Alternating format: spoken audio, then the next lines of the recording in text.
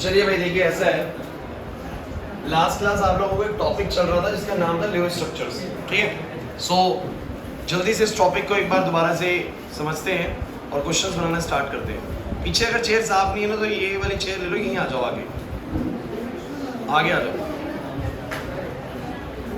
इससे थोड़ा बच के आना बस।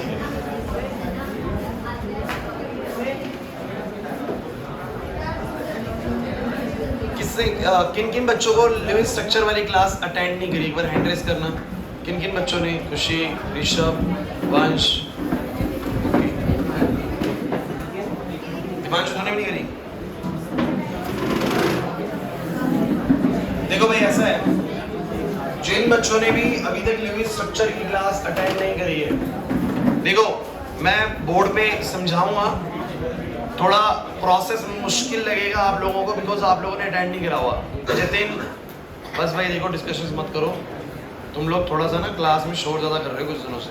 11th वाले बच्चे 12th में आपसे ज़्यादा स्ट्रेंथ है, लास्ट तक बच्चे बैठते हैं लेकिन उनकी क्लास थोड़ी डिसिप्लिन है आपके मुकाबले। तो बल्कि जनरली होता उल्टा है, 11th ज़्यादा डिसिप्लिन होती है 12th के मुकाबले। जो मैं ईयर वाइज पढ़ा रहा हूँ, लेकिन इस बार 12th ज़्यादा डिसिप्लिन है, चुप रहते हैं इतनी भीड़ के बाद भी। सो मैंने जो आप लोगों को लिविंग स्ट्रक्चर्स करवाए थे उनमें माजरा से भी इतना सा है, अगर आप लोगों ने आज तक नहीं भी करे हैं, जो बच्चे लास्ट क्लास नहीं आए, जो आए थे उनको तो पता है भैया। रूल बताइए क्या है बोलो। हम सभी एटम्स के बोलो क्या बनाएंगे? Valence electrons. फिर हम क्या करेंगे बोलो? उनके सिंगल बॉन्ड बनाएंगे। सिंगल बॉन्ड से ऑक्टेट पूरा हो गया तो वेल एंड गुड। अगर सिंगल बॉन्ड से ऑक्टेट पूरा नहीं हुआ तो क्या जाएंगे? मल्टीपल बॉन्ड्स पे। मल्टीपल बॉन्ड से भी ऑक्टेट पूरा नहीं हुआ तो देखेंगे क्या पूरे मॉलिक्यूल ने कोई इलेक्ट्रॉन गेन करा हुआ है। जैसे Cn माइनस है, अच्छा तो किसी के ऊपर माइनस चार्ज का मतलब क्या है? ऋषभ, किसी ने अगर माइनस चार्ज लिया उसका मतलब इलेक्ट्रॉन गेन करा हुआ है। एक माइनस तो एक इलेक्ट्रॉन गेन करा हुआ है, दो माइनस तो दो इलेक्ट्रॉन गेन करा हुआ है, तो इसने गेन करा हुआ है। फिर देखेंगे इसकी गेन करने से कुछ स्टेबिलिटी आ जाए, फिर भी नहीं आई तो लास्ट ऑप्शन होती है, आपको पता है, डेटा बॉन्ड। डेटा बॉन्ड बोले या फिर कोऑर्डिनेट बॉन्ड बोले।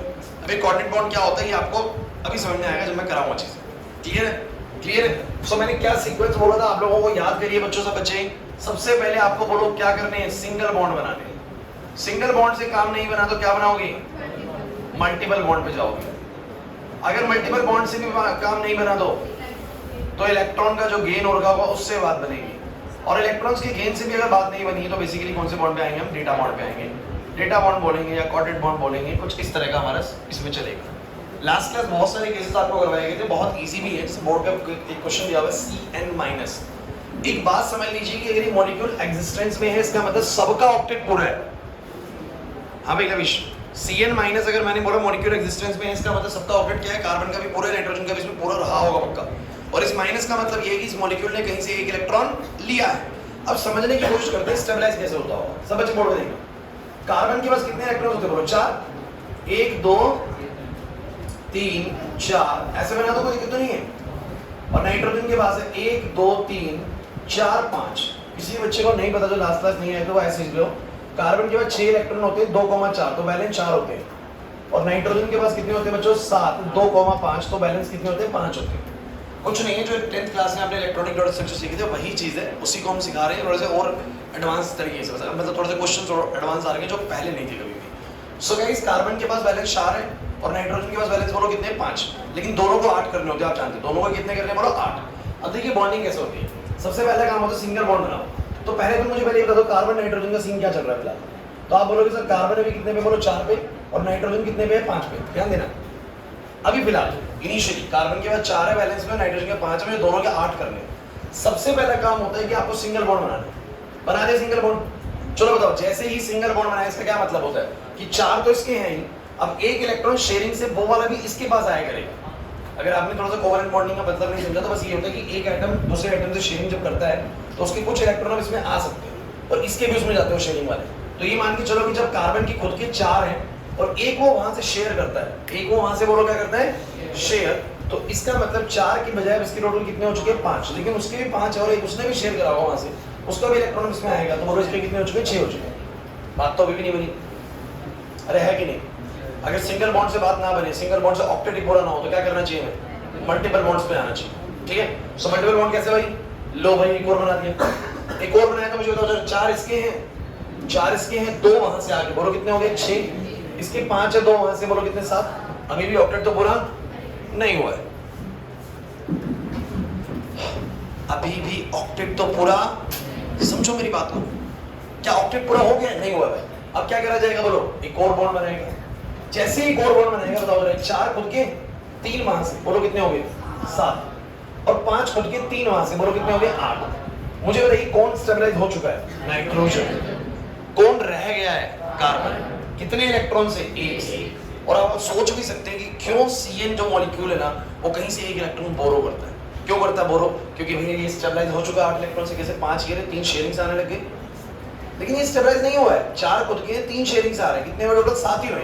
तो एक इलेक्ट्रॉन इन्होंने क्यों बोरो किया है? आप समझ सकते हैं कि CN क्यों एक इलेक्ट्रॉन लेता है कहीं से। बिकॉज अगर वो एक इलेक्ट्रॉन गेन कर लेगा तो वो इलेक्ट्रॉन किसके पास जाएगा बोलो? कार्बन के पास। लेकिन आप जानते भी अगर वो इलेक्ट्रॉन लेगा तो कार्बन के पास 6 प्रोटॉन और 6 इलेक्ट्रॉन ऑलरेडी थे। ये एक्स्ट्रा इलेक्ट्रॉन उसके पास आया, इसलिए माइनस चार्ज इसके ऊपर आएगा, माइनस चार्ज इसके ऊपर आएगा।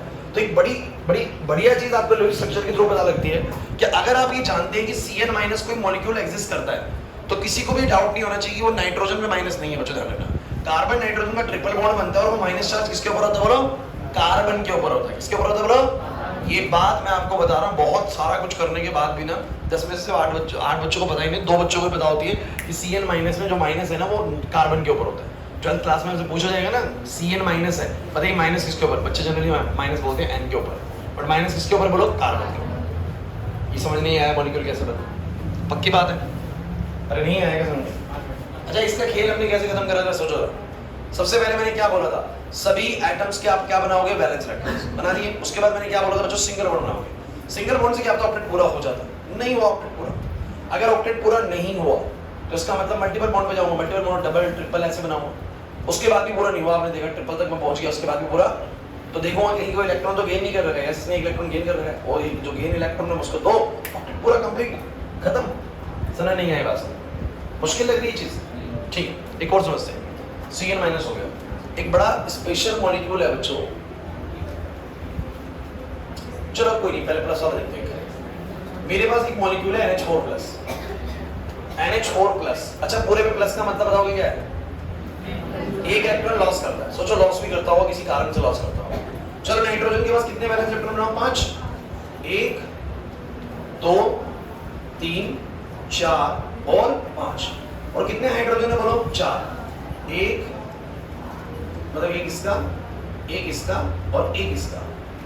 देखिए जो बच्चे लास्ट क्लास नहीं आए हैं आपको मैं बता देता हूं, रूल के मुताबिक सेंट्रल एटम सबसे सिंगल बॉन्ड जरूर बनाएगा। सुन लीजिए इसमें सारे बातें। सेंट्रल एटम सबसे सिंगल बॉन्ड जरूर बनाएगा, मतलब सेंट्रल एटम के साथ 4 हाइड्रोजन है, चारों के साथ सिंगल बॉन्ड तो कंपलसरी बनेगा ही बनेगा, ध्यान रखना। तो मैंने सेंट्रल एटम बनाया, 4 हाइड्रोजन बनाए।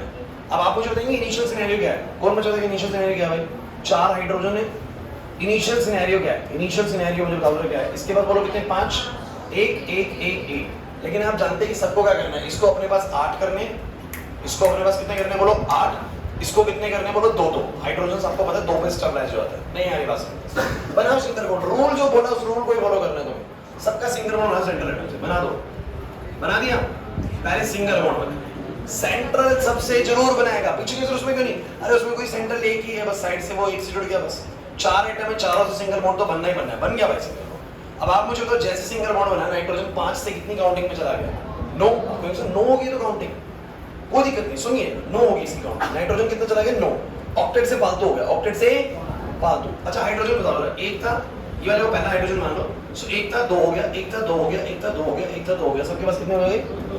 तो हाइड्रोजन सारे स्टेबल हो गए। लेकिन इस मॉलिक्यूल में बस प्रॉब्लम किसकी है? नाइट्रोजन की। उसके पास इलेक्ट्रॉन्स कम नहीं है, उसके पास एक इलेक्ट्रॉन फालतू है। अगर इलेक्ट्रॉन फालतू है तो ये क्या करेगा? बहुत अच्छी, ये इस इलेक्ट्रॉन को बोलो क्या करेगा? लॉस। नहीं है ना बात समझ? ये इस इलेक्ट्रॉन को लॉस कर देगा। तो मैं क्या कहूंगा, ध्यान से समझना बच्चों की बात को, ध्यान से सुनना है। क्या होगा? क्या किया? मैं क्या करता हूँ, इसी को मैं यहाँ पर दोबारा से एक बार कॉपी कर लेता हूँ और यहाँ पर मैं दिखा देता हूँ बच्चों कि ये वाला जो इलेक्ट्रॉन है ना, ये वाला जो इलेक्ट्रॉन है बोलो क्या हो गया? लॉस हो गया। और ये कुछ ऐसा बनेगा और प्लस किसके ऊपर आएगा? नाइट्रोजन के ऊपर। तो जो NH4 प्लस बनता है, ध्यान रखना, वो प्लस किसके ऊपर होता है बोलो? नाइट्रोजन के ऊपर। और वो प्लस क्यों आया? नहीं आया ना समझ में? सोचो उसमें माइनस क्यों आया था? आया समझ में? इसमें प्लस क्यों आया? आया समझ में? पीछे जो मैंने तुम्हें मॉलिक्यूल्स करवाए थे, NO2 पे माइनस क्यों आया? ऑक्टेट पूरा करने के लिए उसने कहीं से इलेक्ट्रॉन लिया था भाई, इसलिए माइनस आया। तो किसी भी मॉलिक्यूल पे अगर माइनस या प्लस है ना, तो उसने अपनी स्टेबिलिटी के लिए कहीं से इलेक्ट्रॉन लिया है या इलेक्ट्रॉन दिया है। क्लियर हुआ कि नहीं हुआ? नहीं आया सर, ठीक है।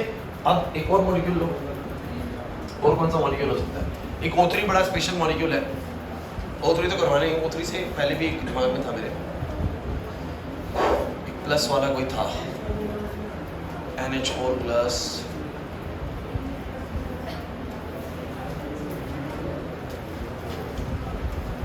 सारे मैंने बहुत सारे करवाए थे लास्ट क्लास में मैंने आपको, ये चीज सारे हो चुके हैं। देखो बच्चों, जिन्होंने क्लास अटेंड नहीं करी ना शुरू वाली, वो अटेंड जरूर करें, उसके बाद ही सारी बातें क्लियर हो जाएंगी, ठीक है। एक डेटा बॉन्ड वाला भी कराऊंगा अभी, दिमाग में नहीं आ रहा, अच्छा मॉलिक्यूल है वो भी। और कोई मॉलिक्यूल बताओ जिससे पॉजिटिव चार्ज होता है, आप लोग बताओ। पॉजिटिव पॉजिटिव पॉजिटिव ट्राई करोगे उससे?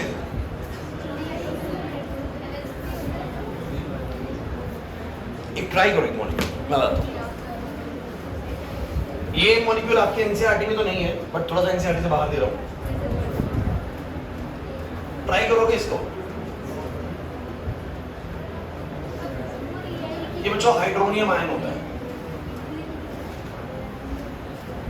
कोई दिक्कत नहीं है। H3O प्लस, आपको मैं बस ये बोलूंगा, आप लोग ट्राई करो, दिमाग लगाओ कि इसके ऊपर प्लस क्यों है। अच्छा, सेंट्रल एटम कौन है? कौन बच्चा बताएगा इसमें? सेंट्रल एटम कौन है? O है बच्चों, और 3 हाइड्रोजन साइड में लगाना है, सबके पहले सिंगल बॉन्ड बनाना, और दिमाग अपने आप दौड़ जाएगा इसमें कि ऐसा क्यों हो रहा है। जल्दी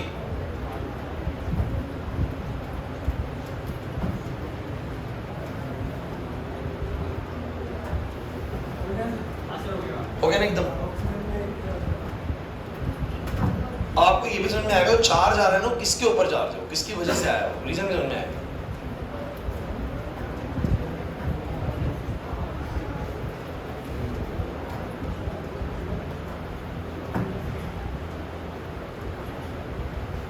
बहुत अच्छा, बहुत बड़े शो, सही कर रहे हो। ओ मैं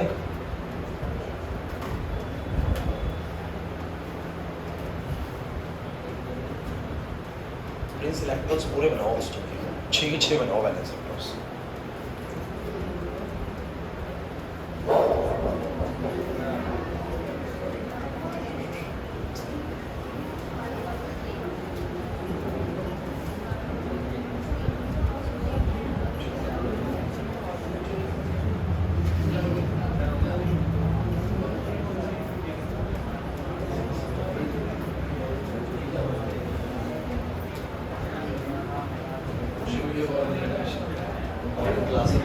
देखिए, जो भी बच्चे लास्ट क्लास नहीं आए हैं, ध्यान रखना बच्चों, हमने मॉलिक्यूल्स ये भी करे हैं। देखो ये रहे मॉलिक्यूल्स, ये पूरी लाइन करी हमने, और यहाँ एक बड़ा इंपॉर्टेंट बॉन्ड बनता है, डेटा बॉन्ड। वो आप लोगों को अभी नहीं पता लगा, मैंने अभी सिखाया नहीं है। सो वो जो बच्चे आए थे उनको पता है, तो आप लोग इस वीडियो को मिस मत करिएगा। सिर्फ पिछली वीडियो अपलोड हो चुकी है ऑलरेडी, देख लेना। बस इसमें बोल लगाओ, माइक थोड़ी साउंड दिक्कत करेगी, लेकिन आ जाएगा समझ में। So guys, hydronium ion H3O plus, मैं कह रहा हूँ कि कोई भी मॉलिक्यूल बना के दे दिया आप लोगों को, आपने वो स्टैंडर्ड तरीका फॉलो करना है जो मैंने बताया।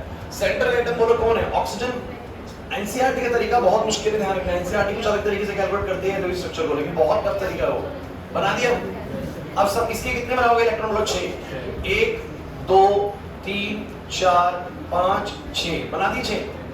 अरे सही बात है, थोड़ा सही से बनाते हैं।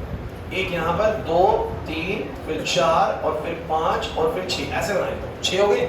इसके बाद बोलो कितना? 1 1 1। चलो क्या काउंटिंग चल रही है? ऑक्सीजन की 6 की है, हाइड्रोजन की 1, इस हाइड्रोजन की 1, इस हाइड्रोजन की भी 1। चलो बच्चों, ऑक्सीजन को काउंट कितना करना है अपना? बोलो 8 का, और हाइड्रोजन को कितना करना है? बोलो 2 का। लेकिन रूल के मुताबिक सेंट्रल एटम से सिंगल बॉन्ड तो बनाएगा।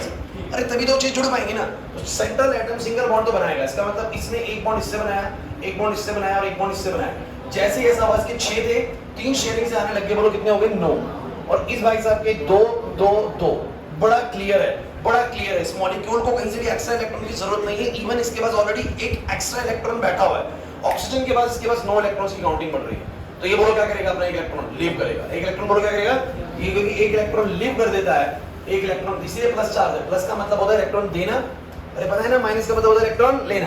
तो क्योंकि ये इलेक्ट्रॉन दे देता है, इस कारण से बच्चों क्या स्ट्रक्चर बनेगा, बता पाओगे? अगर ये एक इलेक्ट्रॉन दे देगा, अगर ये एक इलेक्ट्रॉन दे देगा तो कैसा दिखेगा?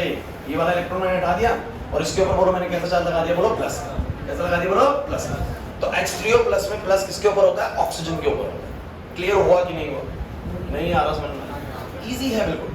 चलिए अब क्लास सबसे डिफिकल्ट केस लेते हैं अपने। इसके अंदर कुछ डिफिकल्ट केस क्या होते हैं? एक डिफिकल्ट केस ये था CO जो आपको दिखाया था, कोऑर्डिनेट बॉन्ड बनता है, जबरदस्त केस होता है, ध्यान रखने वाला।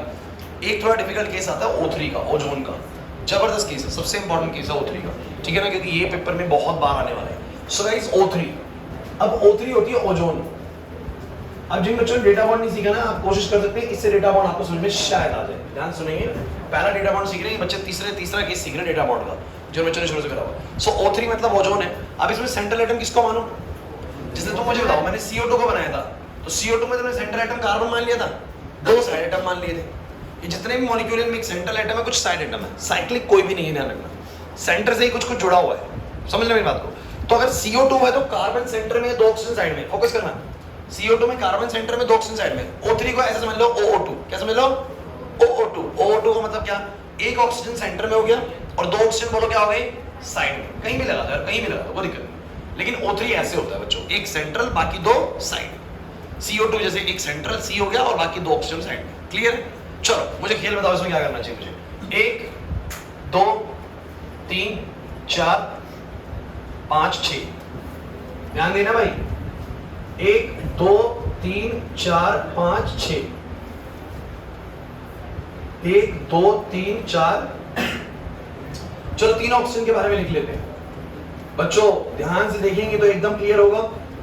तो बोलो सभी के पास अभी सिचुएशन क्या है? बोलो 6 6 6 का सिचुएशन है, 6 6 6 का सिचुएशन। लेकिन सबको कितना करना है? बोलो 8 8 8 करना है। सबसे पहला रूल क्या है? बोलो वैलेंस इलेक्ट्रॉन बनते के साथ ही सेंट्रल एटम सबसे सिंगल बॉन्ड तो बनाएगा, सबसे सिंगल बॉन्ड तो ये तो कंपलसरी है। तो मुझे बताओ जरा, इस सेंट्रल एटम ने, इस ऑक्सीजन ने बच्चों इससे भी एक बॉन्ड बना लिया, फोकस करना, और इससे भी एक बॉन्ड बना लिया। चलो अब खेल बताओ क्या बना? जैसे ही उसने सिंगल बॉन्ड बनाया, पीछे समझ में आ रहा है? सेंट्रल एटम ने सिंगल बॉन्ड दोनों तरफ बनाया। इसको पहला ऑक्सीजन बोल रहा है, उसको दूसरा, उसको तीसरा। तो पहला वाला जो ऑक्सीजन, उसके कितने इलेक्ट्रॉन्स हो गए? 6 ये रे, एक वहां से आने लगा शेयरिंग में, बोलो कितने? 7। इस भाई साहब के 6 रे, एक यहाँ से, एक यहाँ से, बोलो कितना हो गया? 8। और इस वाले भाई साहब के 6 हैं और एक वहां से, बोलो कितना? 7। प्रॉब्लम क्या है? प्रॉब्लम है कि सेंटर वाला पूरा हो चुका है और साइड वालों को अभी भी एक इलेक्ट्रॉन की जरूरत है। अब कुछ बच्चे सबसे कॉमन मिस्टेक करते हैं इस क्वेश्चन में। वो क्या करते हैं पता है? वो इधर जोड़ देते हैं, समझना मेरी बात को, वो ये वाली लाइन जोड़ देते हैं ऐसे करके। ऐसा करते कि साथ ही देखो क्या होता है, उनको क्या लगता है? 6 गुद के, एक वहां से, एक यहाँ से 8, 6 गुद के, एक यहाँ से 8, 6 गुद के, एक वहां से 8। सबसे इजी तरीका लगता है वाला। लेकिन बच्चों मैंने तुम्हें एक बात कह दी थी शुरू में ही, मैं कोई भी साइक्लिक कंपाउंड डिस्कस, ये साइक्लिक कंपाउंड्स नहीं है, इसका मतलब साइकिल तो बन ही नहीं सकती, सब कुछ सेंट्रल एटम से निकलेंगे, सारे बॉन्ड सेंट्रल से निकलेंगे। चलो ये बताओ, ये समझ में आ रहा है यहाँ तक का? चलो आगे की बात मुझे बताओ। अभी समझ में आ गया कि ऐसे तो पूरा नहीं करना, ये साइकिल तो नहीं बनानी बच्चों। आप क्या करो भाई? उसने कहीं भी लूज और गेन नहीं करा हुआ। कितनी बार बताऊं मैं ये चीज की, जब तक उसके ऊपर प्लस और माइनस नहीं है, इसका मतलब उसने इलेक्ट्रॉन्स का लेन देन, मतलब उसने ना तो कोई इलेक्ट्रॉन लॉस करे, ना इलेक्ट्रॉन बाहर कुछ भी लॉस गेन नहीं किया, क्योंकि न्यूट्रल है, अंदर ही सब कुछ होएगा स्टेबलाइजेशन में। ऐसे में बच्चों सुन लो क्या बनता है? Data bond. क्या बनता है बोलो? क्योंकि ये 8 हो चुका है, ये 7 है बच्चों। तो अब क्या होगा? सुनिए भाई क्लास, इनको स्टेबलाइज करने के लिए ना सेंट्रल एटम अपना ऑक्टेट एक्सपैंड करता है। मैं दोबारा दिखा दूंगा आपको एक और केस के अंदर। सेंट्रल एटम अपना ऑक्टेट एक्सपैंड करता है। कैसे करता है? वो कहते हैं कर लो भाई शेयरिंग, मेरे भले ही 8 हो चुके हैं लेकिन कोई नहीं, मैं उनसे शेयरिंग करता हूँ। जैसे ही ये शेयरिंग करेगा, सुन लेना भाई, जैसे ही ये शेयरिंग करेगा सेंट्रल वाला, मुझे बताओ साइड वाले के 6 और 2 कितने हो गए? बोलो 8। लेकिन सेंटर वाले के 6 और 3, बोलो कितने हो गए? 9। और ये बगल वाला रिव्यू कितने बैठा है? वो 7। शायद बच्चों को समाधान दिख गया होगा। जैसे ही इसने अपना ऑक्टेट एक्सपैंड किया शेयरिंग करके, ये तो 8 हो गया, इसके तो कोटा पूरा हो गया।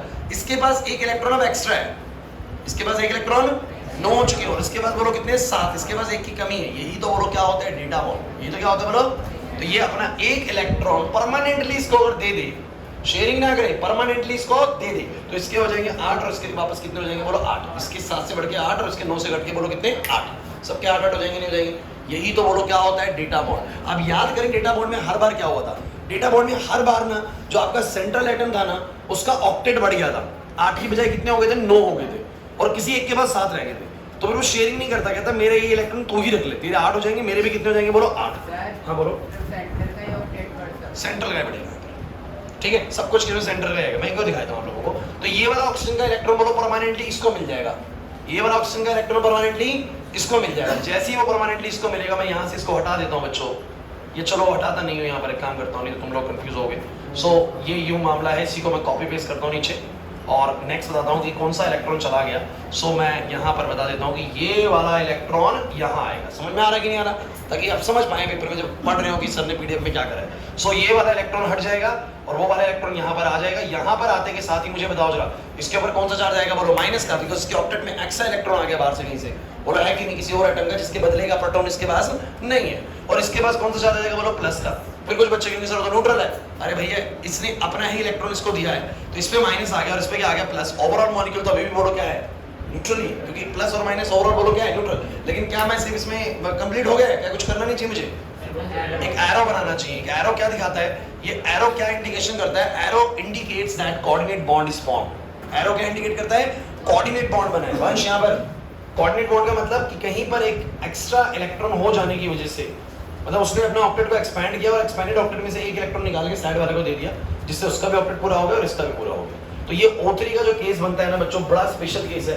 अगर मैं आपसे 12th क्लास में O3 के बारे में बात करूं तो आप लोग कैसे बनाएंगे? आप कहेंगे सर ऐसा बनता है, डबल बॉन्ड ऑक्सीजन और यहाँ पर सर सिंगल बॉन्ड O और एक प्लस और एक बोलो क्या? माइनस। सर कुछ इस तरह का O3 होता है। अब ये बातें सिर्फ वही बच्चा सीख पाता है जिसको लुईस पता होती है, नहीं तो उसको पता ही नहीं क्या कर रहे हैं सर, एरो क्यों बना रहे हैं, क्यों प्लस बना रहे हैं, क्यों माइनस बना रहे हैं। जिसने सीख लिया 11th क्लास में लुईस को, इसलिए कह रहा हूं लुईस वाली क्लास आप लोग अटेंड करेंगे जिन बच्चों ने नहीं अटेंड करेंगे। अब वीडियो पिछली कवर करेंगे तो क्लियर हो रहा है कि नहीं हो रहा? आपको लगता है मैं एक और केस दिखा देता हूँ, रिपीटेड केस दिखा देता हूँ। पहले मुझे तो ये बताओ O3 वाला सबको समझ में आ गया था, है ना? रिपीटेड केस करा देता हूँ, चिंता मत करिए। एक केस करा देता हूँ रिपीटेड से। मैंने आप लोगों को केस करवाया था NO3 माइनस। देखो जिन बच्चों ने नहीं करा जा डेटा बॉन्ड वो बोर्ड पे देखिएगा। अब मुझे तो नाइट्रोजन के पास कितने इलेक्ट्रॉन है बच्चों? सब बच्चे 5, 1 2 3 बच्चों बोर्ड पे 4 5। ऑक्सीजन के पास बोलो कितना? 1 2 3 4 5 6। 1 2 3 4 5 6। 1 2 3 4 5 6। चलो भाई जल्दी जल्दी बोलो, मैं जल्दी जल्दी, ज्यादा समय नहीं लगाएंगे। चलो बोलो कितने? 5 6 6 6। रूल नंबर 1, सेंट्रल एटम जो सिंगल बॉन्ड बनाएगा, सेंट्रल एटम सबसे बना दो। ये बना, ये बना, ये बना। काउंटिंग लिखो कितनी होगी? नाइट्रोजन के 5 थे, 3 वहां से आगे बोलो कितने? 8। इस भाई साहब के 6 थे, 1 वहां से आ गया 7। 6 थे, 1 वहां से आ गया 7। 6 थे, 1 वहां से आ गया 7। प्रॉब्लम है वो बोलो मुझे, बोलो बराबर से। सही बात है। अब सुनो, वंश NO3 माइनस का मतलब ऑब्वियस सी बात है सर, उसने एक इलेक्ट्रॉन कहीं से लिया हुआ है। अब लिया हुआ है तो किसी एक को तो स्टेबलाइज हैंड टू हैंड कर दो, किसी ऑक्सीजन को तो, क्योंकि उसने एक इलेक्ट्रॉन तो लिया हुआ है। एक इलेक्ट्रॉन तो लिया हुआ है, तो बोलो क्या करो? किसी एक को तो पहले ही कर दो। लो भाई इसने इलेक्ट्रॉन लेके अपने आप को कर लिया स्टेबल, माइनस चार्ज भी आ गया। नहीं आ रहा ना समझ में? तो एक इलेक्ट्रॉन लेके अपने आप को स्टेबल किया, तो मैं बोलता हूँ ये तो अभी 8 ही है। ये दोनों भी साथ साथ हैं, लेकिन ये वाला कितना हो चुका बोलो? 8। अब प्रॉब्लम चल रही है कि सर प्रॉब्लम क्या है? प्रॉब्लम पे ध्यान दीजिए, सॉल्यूशन मिल जाएगा। ये कंप्लीट है, ये कंप्लीट है। सर ये दोनों कंप्लीट नहीं है, इसके बाद 7 है, इसके बाद भी कितने बोलो? 7 है। क्या करें? अब सेंट्रल एटम को मजबूरन क्या करना पड़ेगा? अपना ऑक्टेट एक्सपैंड करना पड़ेगा। बिकॉज मैंने बोला ना, कुछ बच्चे होते हैं 7 है सर, इनकी शेयरिंग करा देते हैं, इसके भी 8 हो जाएंगे, इसके भी 8 हो जाएंगे। मैंने बोला है ना, साइक्लिक नहीं बन सकते। सारे बॉन्ड कहां से बनेंगे? सेंट्रल एटम से। कहां से? तो मुझे बताओ जरा, इसका ऑक्टेट ऑलरेडी पूरा है, इसके 7 है, इसके 7 है। यहाँ सेंट्रल एटम मजबूरन क्या करेगा बताओ जरा? एक और बॉन्ड बनाएगा। क्या करेगा बोलो? उसका इलेक्ट्रॉन मैं यहाँ बना रहा हूँ, वो एक और बॉन्ड बनाएगा, वो एक और बॉन्ड बनाएगा इससे।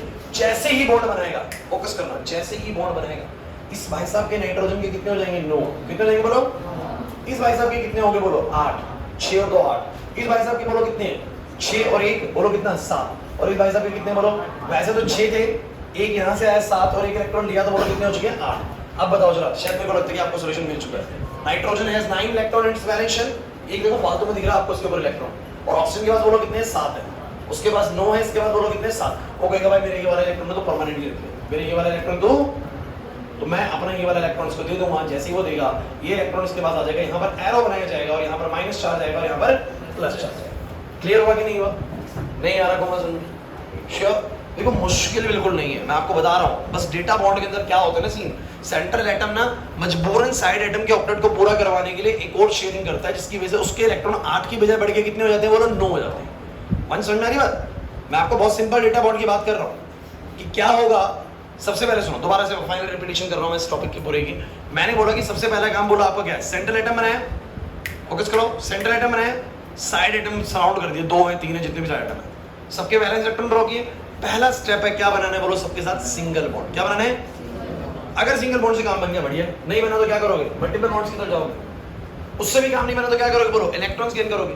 मानो सब कुछ हो गया, सिंगल बॉन्ड बना लिए, मल्टीपल बॉन्ड बना लिए, इलेक्ट्रॉन गेन वगैरह कर लिया, फिर भी ऑक्टेट पूरा। Here comes the data bond in action.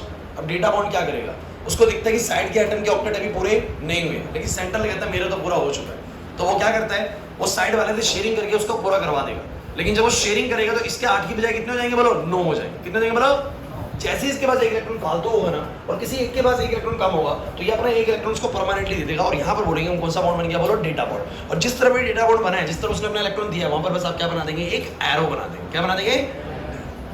Clear हुआ कि नहीं हुआ? अब ये चीज ना देखो, मैं जितना मर्जी आपको बोल लूं, जब तक आप खुद नहीं करके देखोगे ना, लुईस स्ट्रक्चर समझ में नहीं आएगा। आप सोचो कि ऊपर ऊपर हवा से काम चल जाए, नहीं, आपको खुद से लुईस स्ट्रक्चर्स को पढ़ना पड़ेगा, खुद से प्रैक्टिस करनी पड़ेगी। सो गाइस, मैंने जितने भी आपको केसेस कराए, आपका काम क्या रह जाता है, आपका काम है घर पे इनको प्रैक्टिस करना। तो मैंने कौन कौन से केसेस कराए, मैं अपने एक बार 1 गो में लिख रहा हूँ। मैंने आपको H2 करवाया, मैंने आपको CH4 करवाया, मैंने आप लोगों को CO2 करवाया, क्लियर है? मैंने आप लोगों को CO कार्बन मोनोऑक्साइड करवाया, याद आ रहा है कि नहीं आ रहा? मैंने आप लोगों को NO2 माइनस करवाया, मैंने आप लोगों को NO3 माइनस करवाया, मैंने आप लोगों को Cl माइनस करवाया, मैंने आप लोगों को NH4 प्लस करवाया, मैंने H3O प्लस करवाया है आप लोगों को। और कौन कौन सा करवाया बच्चों? CO3 2 माइनस, और बड़ा इंपॉर्टेंट केस था। O3 और NO3 minus H3O plus O3, Cl minus NH4 plus CO, NO3 minus NO2 minus. ठीक, यही है। सो गाइस, इतने लुईस स्ट्रक्चर्स ना मेरे हिसाब से मतलब समझने के लिए ना सफिशिएंट है। हर मॉलिक्यूल का लुईस स्ट्रक्चर हमने ट्राई कर लिया है, जिसमें चारों बातें ट्राई हो चुकी हैं। सिंगल बॉन्ड से बात बनने वाली भी होगी, जैसे पहला H2 था, CH4 सिंगल बॉन्ड से बात बन रही थी। CO2 वाले में डबल बॉन्ड से मल्टीपल बॉन्ड से बात बन रही थी। फिर CO3 2 माइनस में आया तो पता लगा था मल्टीपल बॉन्ड से बात नहीं बनी, इलेक्ट्रॉन गेन करके बात बन गई। बोला है कि नहीं? तो ये गेन करके या लॉस करके इनमें बात बन गई, या गेन और लॉस सब कुछ कर लिया, मल्टीपल बॉन्ड भी बना लिया, सिंगल बॉन्ड भी बना लिया, फिर भी बात नहीं बन रही। कौन आएगा बोलो? Data bond. तो मैं आपको इतना जरूर बता रहा हूँ, इन सब में ऑक्टेट पूरा हो जाता है लास्ट में। बस ये आपके पास तरीके कितने बोलो? 4। सिंगल बॉन्ड्स बनाइए, देन मल्टीपल बॉन्ड्स बनाइए, देन कोई इलेक्ट्रॉन गेन करे तो वो गेन करिए, and the fourth one thing is make a data bond. Make a data bond. नहीं आ रहा ना समझ में? फाइनलाइज कर दो इसको, आगे बढ़ा जाए। चलो खत्म कर दो इसको, हो गया। नेक्स्ट पे आओ। देखिए, हमारे पास जितना टाइम है ना, हम उसके अंदर एक थ्योरी करेंगे जिसका नाम है वैलेंस बॉन्ड थ्योरी। बड़ी स्पेशल थ्योरी एग्जाम में आती है, इसका नाम है VBT। ढंग से समझेंगे सब बच्चे, एक्टिव हो जाओ बिल्कुल 15-20 मिनट के लिए। टॉपिक का नाम है VBT। VBT की फुल फॉर्म बोलो क्या है? Valence bond theory. अब आपसे मैं बहुत सिंपल और आसान शब्दों में एक बात करूंगा कि ये क्या बताना चाहते हैं। This theory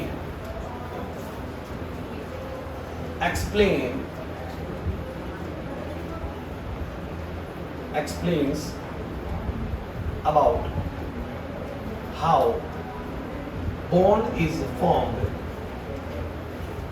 between two atoms। इस थ्योरी ने हमें एक्सप्लेन करा कि एक्चुअली दो एटम्स के बीच में बॉन्ड कैसे बनता है। बॉन्ड कैसे बनता है समझने की कोशिश करते हैं। Guys, let us consider example of the molecule of H2। सब इस मॉलिक्यूल को जानते हो?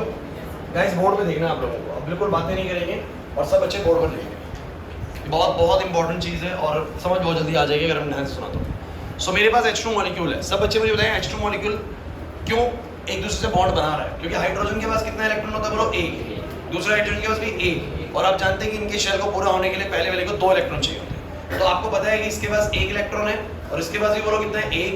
ये इससे शेयरिंग करेगा और ये इससे शेयरिंग करेगा। आप लोगों को पता है सिंगल बॉन्ड बनता है इन दोनों के बीच में, मॉलिक्यूल दोनों स्टेबल हो जाते हैं। क्यों हो जाते हैं? एक हाइड्रोजन के पास 1 है, दूसरे हाइड्रोजन के पास भी 1 है। अगर इन्होंने शेयरिंग करी, अगर इन्होंने बोलो क्या करी? शेयरिंग करी, तो इसका इलेक्ट्रॉन इसमें आ सकता है, इसके भी 2 हो जाएंगे, और इसका इलेक्ट्रॉन उसमें भी जा सकता है, उसके भी 2 हो जाएंगे। बोलो क्लियर होता है कि नहीं होता? क्या मैं ये बातें सही बोल रहा हूँ आपको H2 मॉलिक्यूल को लेके? ठीक। सो गाइस, इसकी बात आपको बताइए कि कि ये जो H2 मॉलिक्यूल बना है ये बॉन्ड बनता कैसे है ना, मैं वो एक्सप्लेन करूंगा आपको। तो मान लेते हैं कि मेरे पास ना एक हाइड्रोजन का एटम है सब बच्चे, ये हाइड्रोजन का मेरे पास A एटम है, हाइड्रोजन का A एटम, और ये वाला मेरे पास हाइड्रोजन का बोलो क्या है, P एटम। चलो कौन बताएगा कि हाइड्रोजन में कितना प्रोटॉन होता है, एक प्रोटॉन और एक इलेक्ट्रॉन। मान लेते हैं जो इसका न्यूक्लियस है ना, मैं इसको डिनोट कर रहा हूं Na से, nucleus of the A atom, and इसके इलेक्ट्रॉन को इंडिकेट कर रहा हूं nucleus of the electron of the A atom. इसके न्यूक्लियस को मैं इंडिकेशन दे रहा हूं, बोलो क्या, nucleus of the B atom, and इसके इलेक्ट्रॉन को मैं इंडिकेशन दे रहा हूं electron of the B atom. तो प्रॉब्लम तो नहीं है यार, ऑब्वियस सी बात है, we have two hydrogens and every hydrogen has one proton and one electron. This is the positively charged and this is the negatively charged, उनके बीच में एक अट्रैक्शन लग रही है मुझे। क्लियर है, मैंने यहाँ तक कोई गलती नहीं, सबको सही। अब बॉन्ड बनाना है तो दोनों एटम्स को एक दूसरे के क्या आना पड़ेगा, क्लोज। और ये बात मैं आपको बता चुका हूँ कि कोवेलेंट बॉन्ड के दौरान ना एटम्स एक दूसरे से बोलो क्या होते हैं, ओवरलैप होते हैं। ओवरलैप क्यों होते हैं, ताकि इसके इलेक्ट्रॉन उसमें जा सके और उसके इलेक्ट्रॉन, अरे शेयरिंग करनी है भाई, शेयरिंग करनी है तो फिर तो ऐसे ही करना पड़ेगा ना। नहीं समझे मेरी बात को, शेयरिंग कैसे हो जाएगी, हवा में थोड़ा ना शेयरिंग हो जाएगी। शेयरिंग करने के लिए उनको करीब आना पड़ेगा बेसिकली, और मैं ये कह सकता हूँ कि ऑर्बिटल्स को ओवरलैप करना पड़ेगा ताकि इसके इलेक्ट्रॉन उसमें जा सके और उसके इलेक्ट्रॉन इसमें आ सके। क्या मैं बात सही बोल रहा हूँ? अब इसका मतलब इन दोनों को पास आना पड़ेगा। पास आने के लिए मुझे बताओ जरा, पास आने के लिए किन्हीं दो चीजों को पास आने के लिए उनके बीच में क्या होना जरूरी है, अट्रैक्टिव फोर्स। क्या होना जरूरी है बोलो? तो मुझे आप लोग बस इतना बताएं, यहाँ पर ये वाले एटम और उस वाले एटम के बीच में कौन सा अट्रैक्टिव फोर्स लग रहा है। अगर यहाँ पर इस बोर्ड पे मैं आपसे पूछूं ना, कौन कौन से अट्रैक्टिव फोर्स आप लोगों को यहाँ पर लगते नजर आ रहे हैं, कौन बच्चा बताएगा कौन कौन से अट्रैक्टिव फोर्स इस बोर्ड पे, मतलब इस बोर्ड पे आप लोगों को बस इतना बताना है किन किन चीजों के बीच में अट्रैक्टिव फोर्स लग रहा है। चाहे कोई भी हो बताओ, इन दोनों के बीच में नहीं, मैं बोल रहा हूँ किन किन चीजों के बीच में अट्रैक्टिव फोर्स लग रहा है, बस आपको ये बताओ। चलो बोलो, मैंने क्या क्वेश्चन मुझे समझ में नहीं आ रहा। या हाइड्रोजन का फर्स्ट एटम है या हाइड्रोजन का सेकंड एटम है, इसके पास न्यूक्लियस इसका इलेक्ट्रॉन है, इसके पास न्यूक्लियस इसका इलेक्ट्रॉन है। मेरा आपसे बस यही सवाल है, यहाँ पर कौन कौन से अट्रैक्टिव फोर्सेस काम कर रहे हैं बताओ, कौन कौन से अट्रैक्टिव फोर्सेस। नहीं पार्टिकल्स के नाम लो यार, इनके बीच में सर अट्रैक्टिव फोर्स लग रहा होगा यार, बड़ी सिंपल सी चीज है, इन फलाना ठिकाना चीजों के बीच में सर अट्रैक्टिव फोर्स लग रहा है, बोलो फटाफट से।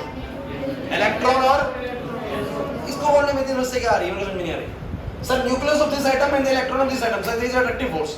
Nucleus of this atom and the electron of this atom, there is attractive force. बोला एग्री करते नहीं करते? तो मैंने बोला सर पहली चीज का अट्रैक्टिव फोर्स कौन से, बोलो ध्यान देना, nucleus of one atom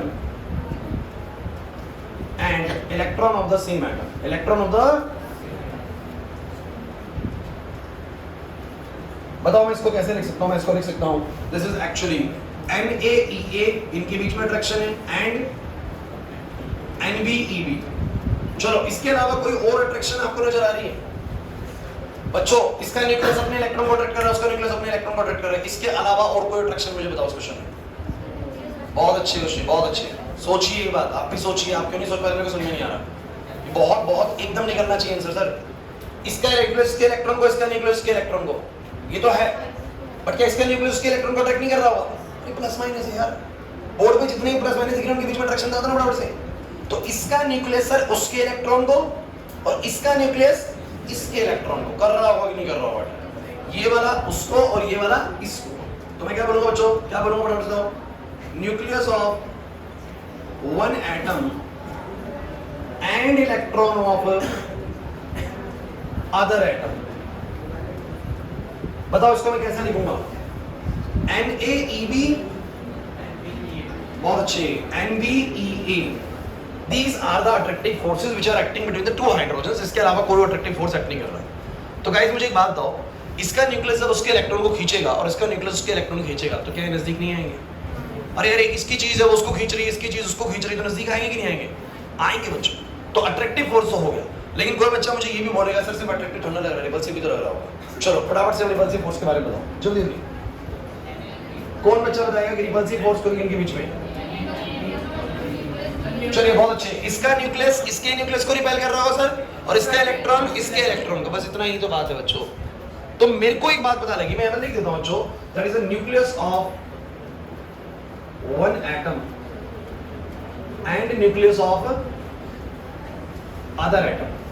बच्चों थोड़ा सा ना पार्टिसिपेशन लो, जो क्वेश्चंस पूछ रहे हैं ना पार्टिसिपेशन लो उसमें, एक्टिव रहो क्लास के अंदर की क्वेश्चन पूछा जा रहा है, आप बताओ सर ये चीज़ है, गलत ही बता रहे हो। चाहे सुस्तों वाला काम मत करो बिल्कुल भी, ठीक है।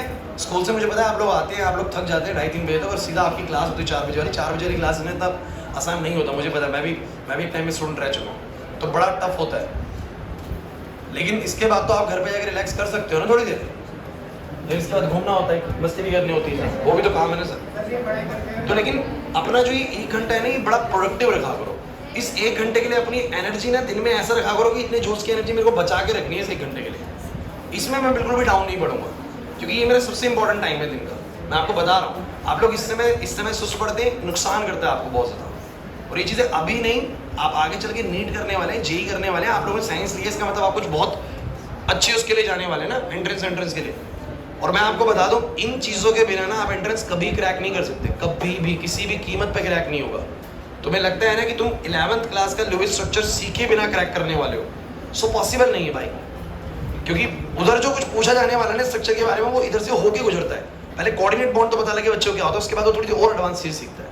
तो ये बेसिक वाली चीज़ें जो मैं आपको करा रहा हूँ ना, ये भले ही टाइम लेंगी, थोड़ी बोरिंग भले लगे, लेकिन ये इतनी ज़्यादा काम की है कि आपको बहुत ज़्यादा फायदा देने वाली है जब आप आगे चल के एंट्रेंस देंगे। ये आपको बाद में रियलाइज़ होगा। अभी आपने छोड़ दिया, नहीं ले रहे हो क्लास, घर जाके नहीं पढ़ रहे हो, तो ये बहुत दिक्कत देगा आगे आपको। अभी रियलाइज़ नहीं हो रहा, बाद में रियलाइज़ होगा कि चीज़ें छूट गई बहुत सारी। सो गाइस, रिपल्सिव फोर्स होता है बराबर से nucleus of the one atom and the nucleus of the other atom, that is बोलो क्या, Na NB, एंड दूसरा बोलो क्या आएगा, बोलो बहुत अच्छे, electron of one atom and electron of other atom. अब मैं कुछ सवाल पूछूंगा, ध्यान से सुन लेना। चलो दोबारा से मुझे बोलना भाई, इस बोर्ड पे 2 हाइड्रोजन के एटम्स रखे हुए हैं, फटाफट से सब एक्टिव जाओ। 2 हाइड्रोजन के एटम्स रखे हुए हैं, एक में इसका न्यूक्लियस है, इसका इलेक्ट्रॉन है, इसका न्यूक्लियस, इसका भी इलेक्ट्रॉन है, plus minus. What are the attractive forces acting on the board? The nucleus of this atom, the electron of this atom. Sir, attractive है। Nucleus of this atom, electron of this atom, attractive है sir. And sir एक और attractive मुझे दिख रहा है, इसका nucleus, इसके इलेक्ट्रॉन का और इसका nucleus। Clear? पूरा attractive समझ में आ गया? ठीक। रिपल्सिव बताओ, रिपल्सिव क्या सर? इसका न्यूक्लियस, उसके न्यूक्लियस को, सब क्लियर है? इसका इलेक्ट्रॉन, उसके इलेक्ट्रॉन को सर, ये रिपल्सिव है सर। तो मतलब कि इन 2 चीजों के बीच में अट्रैक्टिव फोर्स भी है, रिपल्सिव फोर्स भी है। अट्रैक्टिव क्या करता है? पास लाने की कोशिश करेगा, इसका न्यूक्लियस के इलेक्ट्रॉन को, इसका न्यूक्लियस के इलेक्ट्रॉन को पास लाने की कोशिश करेगा। और रिपल्सिव यानी न्यूक्लियस दूर भागेंगे दूसरे से, इलेक्ट्रॉन दूर भागेंगे। मतलब यहाँ पर अट्रैक्टिव भी लग रहा है वंश, अट्रैक्टिव भी लग रहा है और रिपल्सिव भी लग रहा है। अब बताओ, अट्रैक्टिव पास लाना चाहता है, रिपल्सिव क्या होगा फिर? अट्रैक्टिव नजदीक लाने की कोशिश करेगा और रिपल्सिव दूर लेके जाने की कोशिश करेगा, तो क्या होगा फिर? एक जगह पे रुक जाएगा। आप ये नहीं सोचते इसके बारे में कि कौन सा ज्यादा है सर, ये तो बताओ पहले। ये तो इस बात पे डिपेंड करता है सर, अट्रैक्टिव फोर्स ज्यादा है या नहीं। समझे मेरी बात को? नहीं समझे सर, इस बात पर भी तो निर्भर करता है ना कि अट्रैक्टिव की स्ट्रेंथ ज्यादा है या रिपल्सिव की। सोचो, अट्रैक्टिव फोर्स 100 न्यूटन का लग रहा है और रिपल्सिव फोर्स लग रहा है मात्र 30 न्यूटन का। कितने का बोलो? 30 न्यूटन का। तो सर नजदीक आएगा कि नहीं आएगा? नहीं आएगा, आएगा सर। फिजिक्स में आप पढ़ते हैं ये चीज ना, 100 से अट्रैक्ट कर रहे हैं, 30 से मान लो रिपेल कर रहा है, तो बोलो नजदीक आएगा कि नहीं आएगा? तो कहते हैं बच्चों, ढंग से सुनिएगा, शायद अब जो बोलूंगा ना उसके बाद तुम्हें मॉलिक्यूल समझ में आ जाएगा, एक्स्ट्रा मॉलिक्यूल बनता कैसे। शुरुआत में जब 2 हाइड्रोजन के एटम थोड़ी दूरी पे होते हैं ना, उस समय उनके बीच में अट्रैक्टिव फोर्स भी लग रहे हैं और बोलो कौन से फोर्स भी लग रहे हैं? Repulsive. But initially the attractive forces are stronger than the repulsive forces, stronger than the, that's why they approaches each other, that's why they approaches, but when they start approaching each other, अब आपको पता है जितना नजदीक आएंगे repulsive force भी बढ़ेगा, repulsive force भी, क्योंकि पॉजिटिव एक दूसरे को बोलो क्या करना स्टार्ट कर देगा, रिपेल करना स्टार्ट कर देगा। मेरी बात को अच्छे से समझने की कोशिश करना। जैसे जैसे नजदीक आएंगे, पहले मैंने मान लिया शुरू में अट्रैक्टिव फोर्स रिपल्सिव फोर्स से ज्यादा है, तो भैया नजदीक आ रहे हैं, बट जैसे जैसे नजदीक आ रहे हैं अब रिपल्सिव फोर्स क्या होने लग रहा है? बढ़ने लग रहा है। अब रिपल्सिव फोर्स बड़ा, पहले अट्रैक्टिव 100 था, रिपल्सिव मान लो 30 था, एग्जांपल के तौर पे बात कर रहा हूँ। अभी नजदीक आने लग रहा है, रिपल्सिव बढ़ रहा है 40, 50, 60, ऐसे 70 रिपल्सिव बढ़ता है और एक टाइम ऐसा आएगा ना जब रिपल्सिव बढ़ते किसके बराबर हो जाएगा? अट्रैक्टिव के बराबर। किसके बराबर हो जाएगा? अब आप बताओ क्या होगा? जितना अट्रैक्टिव उतना रिपल्सिव, तो क्या होगा बोलो? एटम्स ओवरलैप कर चुके हैं, अब इसके बाद ना एटम और क्लोज आएंगे ना इसके बाद एटम दूर जाएंगे। बन गया बॉन्ड? नहीं आया समझ? This is valence bond theory. Valence bond theory का बस एक बात मानना है कि एक्चुअली में एटम्स एक दूसरे से कंबाइंड होते हैं शेयरिंग के लिए। इसको भी जरूरत है इलेक्ट्रॉन की, इसको भी जरूरत है, कहते हैं हम ओवरलैप करके शेयरिंग कर लेंगे। तो जब ये एक दूसरे के पास आ रहे होते हैं ना, तो शुरू में अट्रैक्टिव फोर्स भी लग रहे होते हैं और रिपल्सिव फोर्स भी लग रहे होते हैं, बट वी नो दैट, हमने ये पाया प्रैक्टिकली कि the attractive forces are stronger than the repulsive forces initially, in the initial stage the attractive forces are stronger than the repulsive forces, that's why the atoms approaches each other. Starting में approach करेंगे, but as they approaches each other the repulsive force goes on increasing, इससे repulsive force की strength क्या होने लगती है, बढ़ने लगती है, and a time comes when the attractive and the repulsive force become equal. एक टाइम आएगा जब अट्रैक्टिव रिपल्सिव की फोर्स की वैल्यू क्या हो जाएगी, बराबर, 100 से अट्रैक्ट कर रहा है, 100 से रिपेल कर रहा है, तो क्या होगा बोलो, अब रुक जाएगा, अब रुक जाएगा, जितने से पास आना चाह रहा है उतने दूर जाना चाह रहा है, तो रुक जाएगा, तो बैलेंस हो जाएगा, और क्या बन जाएगा, H2 का मॉलिक्यूल ऐसे स्टेबलाइज हो जाएगा। नहीं आया समझ, पक्का, तो यही होता है बच्चों बैलेंस बॉन्ड थ्योरी। समझ में आया कि नहीं आया? सो गाइस बड़ी इंपॉर्टेंट चीज है, तो मैं जल्दी से इसको लिखता हूँ।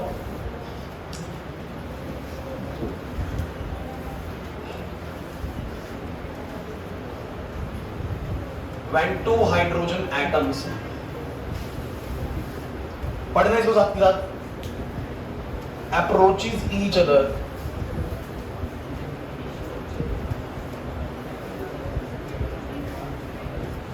both attractive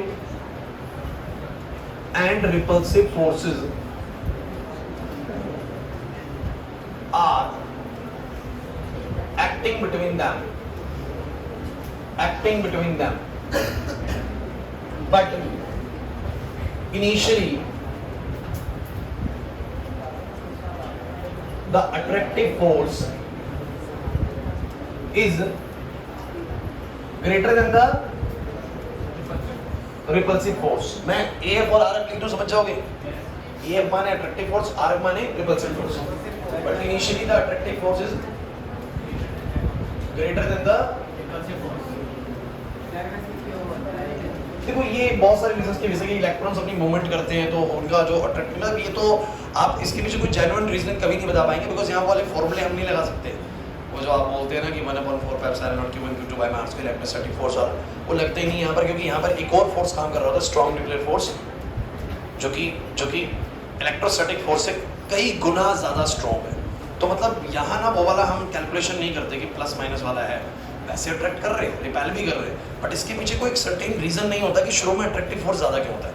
बस ये बात मानते हैं कि शुरू में हमने पाया कि एटम्स अप्रोच कर रहे हैं, अब अप्रोच कर ही रहे हैं, क्योंकि बॉन्ड बनाने के लिए अप्रोच करा, अगर अप्रोच कर ही रहे, इसका मतलब अप्रोचिंग वाला जो फोर्स होगा वो क्या होगा, बढ़ा रहा होगा, और रिपल्शन वाला फोर्स क्या रहा होगा, कम रहा होगा, इसीलिए उन्होंने अप्रोच करा होगा। बट एक टाइम के बाद, ओवरलैपिंग के बाद अप्रोच करना बंद कर दिया, तो ऐसा क्यों हो सकता है, खुद सोचना, दिमाग लगाओ। हमने एटम्स का ऐसे ही देखा, वो अप्रोच करे, रुक गए, क्या लॉजिक लगाओगे कि शुरू में अट्रैक्टिव फोर्स रिपल्सिव फोर्स से क्या रहा होगा, ज्यादा, इसलिए अप्रोच करे, बाद में सर रिपल्सिव फोर्स बढ़ने लग गया होगा और अट्रैक्टिव फोर्स रिपल्सिव फोर्स बराबर हो गए होंगे, तो क्या हो गया होगा। ठीक है, समझ में बात? थोड़ा सा और एक रीजन इसके बाद डिस्कस करेंगे, पहले बार खत्म कर लेंगे इसे, उसका बात करेंगे। सो मैंने बोला कि the attractive force is greater than the repulsive force and hence atoms approaches each other. समझ में नहीं आएगा ये वाला, बट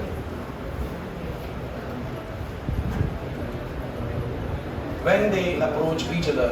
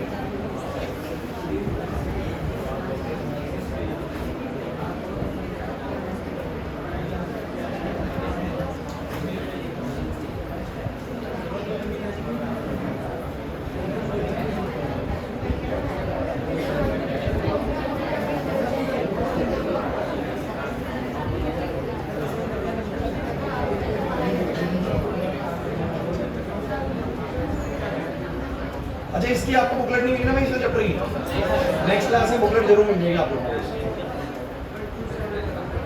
जब तक अपनी कॉपी में नोट कर लेना।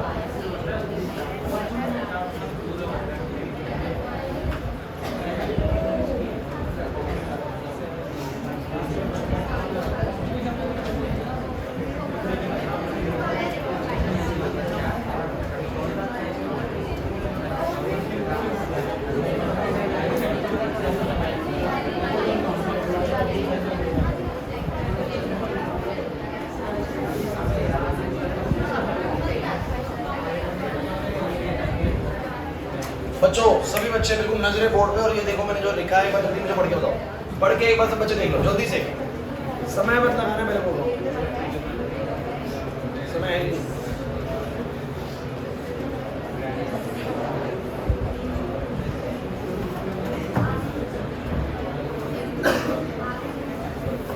जल्दी जल्दी बताओ। नोट किया।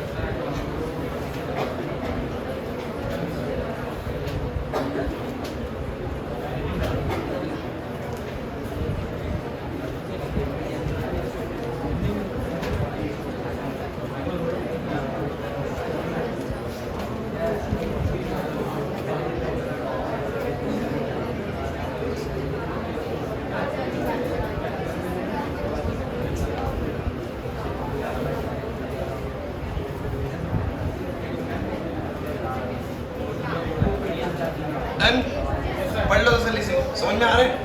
एक लाइन समझ में आ गई आप लोगों को? देखिए बहुत सिंपल सा पढ़ना है। क्लास प्लीज बोर्ड पे देखिए, बहुत सिंपल शब्दों में लिखा गया है कि when two hydrogen atoms approaches each other, बच्चों जो मैंने बातें बोली बिल्कुल लिख दी है। when two hydrogen atoms approaches each other, both attractive and the repulsive forces are acting between them. What are the attractive forces and what are the repulsive forces are acting with this nucleus of this atom, electron of this atom, nucleus of this atom, electron of this atom, and the old forces are already acting. इसका nucleus के electron का इसका nucleus वो तो कर ही रहा है, लेकिन उसकी वजह से अप्रोच नहीं कर रहा। बट अट्रैक्टिव तो है, अट्रैक्टिव फोर्स तो है, रिपल्सिव भी है सर, इसका न्यूक्लियस के न्यूक्लियस को, इसका इलेक्ट्रॉन उसके इलेक्ट्रॉन को। So both attractive and repulsive forces are acting, but initially the attractive force is greater than the repulsive force and hence atoms approaches each other.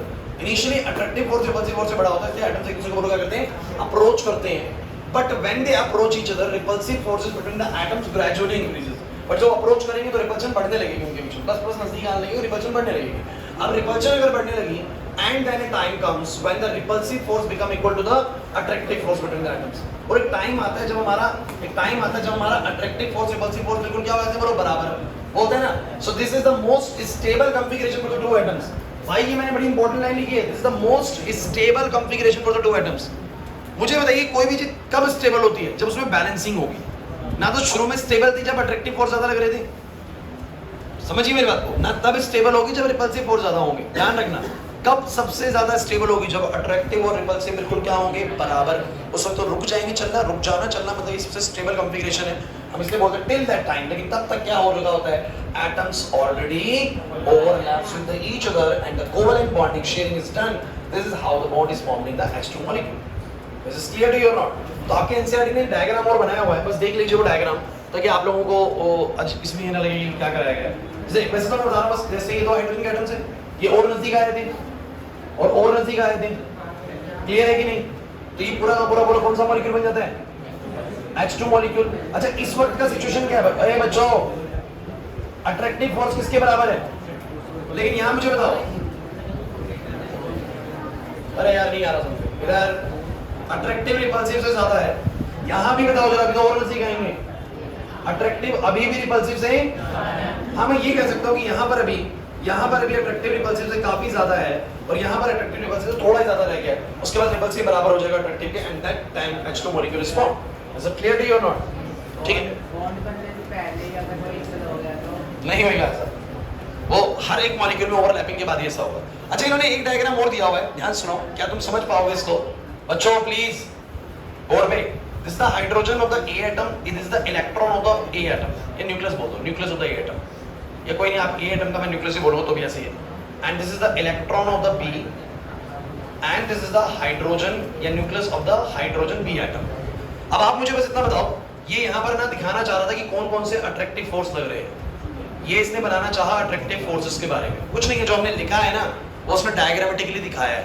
तो इसने क्या करा, जो ओल्ड फोर्सेस थे, ढंग से सुन लो अभी, जो ओल्ड फोर्सेस थे, ओल्ड बताओ कौन से फोर्सेस हैं इधर भाई, ओल्ड मतलब क्या, जो पहले से लग रहे थे, इसके न्यूक्लियस की और इसके इलेक्ट्रॉन की, बोलो पहले से अट्रैक्शन है कि नहीं?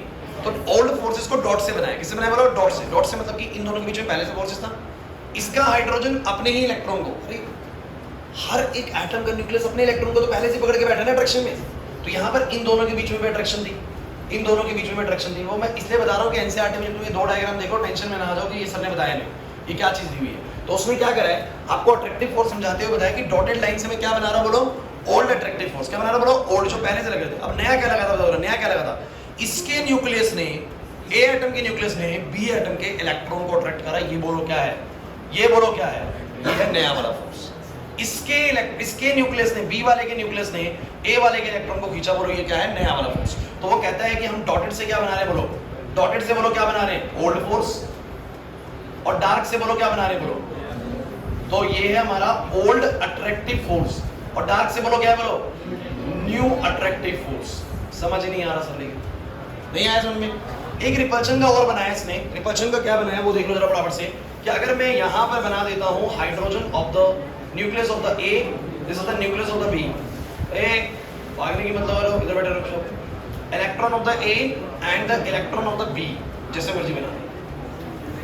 मुझे बताओ भाई कौन कौन रिपेल करेगा, बोलो रिपल्सिव फोर्स, बोलो भाई किसके बीच में, बोलो भाई रिपल्सिव। सिंपल है सर, ये दोनों एक दूसरे से दूर भागेंगे, ये दोनों एक दूसरे से दूर भागेंगे, और ये वाले दोनों, और ये दोनों ही नए फोर्सेस हैं, दोनों ही नए फोर्सेस। नए मतलब क्या, अरे जब ये एटम अलग अलग पड़े होंगे कहीं पर, तब रिपल्शन थोड़ा ना लग रही होगी इनके बीच में, तब तो बस क्या थी, बोलो अट्रैक्शन थी, वो पुरानी ओल्ड वाली फोर्सेस अट्रैक्शन थी। लेकिन जैसे ये नजदीक आए, अब क्या होने लगा, कुछ नए अट्रैक्टिव फोर्स पैदा हुए और कुछ नए रिपल्सिव फोर्स। नए अट्रैक्टिव कौन से, नए अट्रैक्टिव कौन से सर, इसका न्यूक्लियस उसके इलेक्ट्रॉन को, और इसका न्यूक्लियस, इसीलिए तो बोला इसका न्यूक्लियस बी के इलेक्ट्रॉन को और बी का न्यूक्लियस ए के इलेक्ट्रॉन को अट्रैक्ट करेगा, कर रहा है कि नहीं कर रहा। और ये डॉटेड वाले बोलो क्या है, अरे डॉटेड वाले बोलो क्या है, पीछे डॉटेड वाले बोलो क्या है, ओल्ड फोर्स है, ओल्ड अट्रैक्टिव फोर्स। ये वाले बोलो क्या है, न्यू अट्रैक्टिव फोर्स। रिपल्सन यार मेरे को बताने की जरूरत नहीं है, प्लस वाला प्लस को रिपेल कर रहा है, माइनस वाला माइनस को। ये है रिपल्सिव फोर्स का ग्राफ, ग्राफ तो क्या डायग्राम है, this is the repulsive force and this is basically the attractive force. कुछ थोड़ा सा ना वीबीटी में वैसे रह जाता है, छोटी सी बात हो रहे थे कि बॉन्ड बनते तो एनर्जी निकलती है, क्या होता है, वो वाली बात रह जाती है, लेकिन कोई नहीं, उसको नेक्स्ट में बताऊंगा। लेकिन पहले तो मुझे बस ये बताओ, तुम लोगों को जो मैंने ये, जो बच्चे शुरू से आ रहे हैं, इससे पिछली क्लास में भी आए थे, क्या तुम लोगों को सारे के सारे जितने भी लुईस स्ट्रक्चर है सारे क्लियर हो चुके हैं? लुईस स्ट्रक्चर में तो कोई प्रॉब्लम नहीं है। जो बच्चे नहीं आए थे लुईस स्ट्रक्चर वाली क्लास, बच्चों अटेंड करो, कंपलसरी आप लोगों को दिक्कत करेगा। चलो लुईस वाला आप लोगों को नहीं आया होगा, जो बच्चे अभी आज की क्लास में आए हैं, लेकिन ये जो वीबीटी बताया वो आपको समझ में आ गया। बोलो वीबीटी क्या बताती है, बैलेंस बॉन्ड थ्योरी आपको क्या बताती है? It explain how the bond is formed between the two atoms and how bond is formed. Sir starting में इनिशियली दो एटम्स जब एक दूसरे के पास रखे होते हैं तो उनके बीच में अट्रैक्टिव फोर्स भी लग रहे होते हैं और रिपल्सिव, बट इनिशियली बोलो कौन सा फोर्स ज्यादा होता है, अट्रैक्टिव, रिपल्सिव ज्यादा होता है, इसलिए वो अप्रोच करते हैं। बट सर जब वो अप्रोच करना स्टार्ट करते हैं तो रिपल्सिव फोर्स बढ़ने लगता है, और एक टाइम पे अट्रैक्टिव और रिपल्सिव बोलो क्या हो जाते हैं, बराबर। रिपल्सिव का अट्रैक्टिव के बराबर हो जाएगा तो उसके बाद ना तो वो अप्रोच कर पाएगा ना वो दूर जा पाएगा, क्योंकि दोनों बराबर हो चुके हैं। ऐसे मॉलिक्यूल स्टेबल होता है, but till that time atoms actually overlap भी चलते थे उस समय तक, लेकिन एटम्स क्या कर चुके थे, ओवरलैप और शेयरिंग इज ऑलरेडी स्टार्ट हो चुकी होती है। इसी तरीके से कोवलेंट बॉन्ड बनता है, इसीलिए इस थ्योरी का नाम रखा बैलेंस बॉन्ड थ्योरी की। बॉन्ड कैसे बनते हैं, क्लियर हुआ कि नहीं हुआ? पक्का इसको यहाँ पर रोके बच्चों, सबको समझ में आ गया ना? इसका पीडीएफ आपके ग्रुप में आ जाएगा, बाकी हम जा सकते हैं। अच्छा एक सेकंड भाई, कल की सुन लो, कल की सुन लो, एक मिनट रुक जाओ, एक मिनट रुक जाओ।